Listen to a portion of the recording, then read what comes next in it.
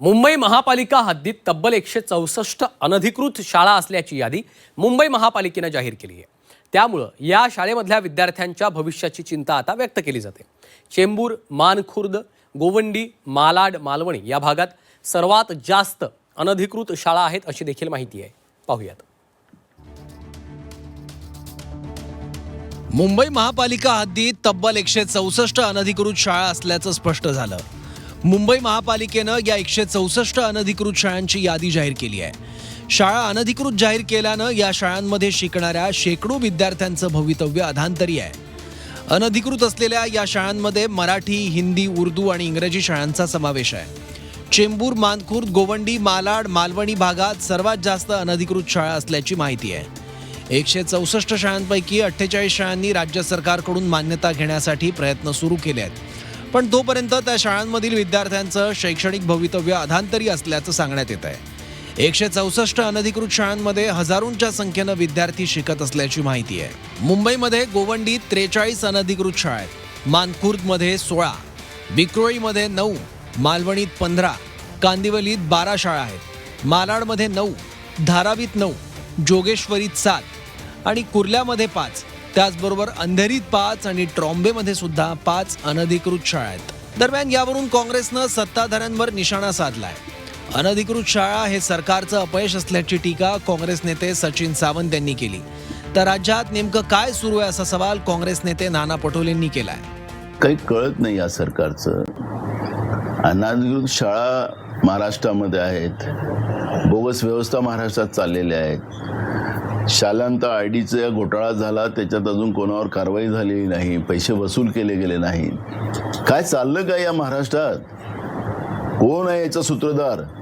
महाराष्ट्रातल्या शाळा बंद करायच्या, ग्रामीण भागाच्या शाळा बंद करायच्या, शहरी भागातल्या शाळा बंद करायच्या, ह्या पद्धतीची अवस्था जी आज पूर्ण महाराष्ट्रात चाललेली आहे ते दुर्भाग्यपूर्ण आहे। मुंबईमध्ये 164 शाळा अनधिकृत ठरवण्यात आलेल्या आहेत। त्या पहिली गोष्ट अशी की आतापर्यंत झोपलं होतं का सरकार? हे आम्ही मुंबईसारख्या शहरामध्ये जर असं होत असेल असं त्यांचं म्हणणं आहे, तर मग हे सरकारचं अपयश आहे ना, की तुम्ही लक्ष ठेवलं पाहिजे तुमचे अधिकारी काय करत होते। दरम्यान झी 24 तासच्या या बातमीची दखल मुंबईच्या महापौर रितू तावडे यांनी घेतली आहे। नियमांचं पालन करून शाळा उभारल्या पाहिजेत असं त्यांनी म्हटलंय।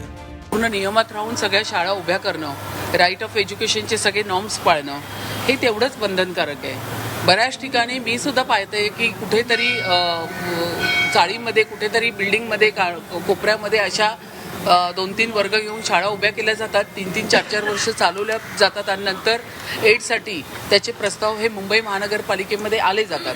तर अशा पद्धतीच्या जे काही विषय असेल तर ते पाहिले जातील आणि जे नियमात बसेल ते फॉलो होणार, जे नियमात नाही आहेत ते नाही होणार फॉलो। जर त्यांना अशा पद्धतीने नोटीस दिली असेल तर त्यांनी सगळे नियम पाळून, सगळे नॉर्म्स स्वीकारून त्या पद्धतीने शाळा चालवणं अपेक्षित आहे आणि जे अपेक्षित आहे ते करावंच लागेल। कारण एक लक्षात घ्या, 2014 पासून अगदी पारदर्शक सरकार या ठिकाणी आलेले आहे।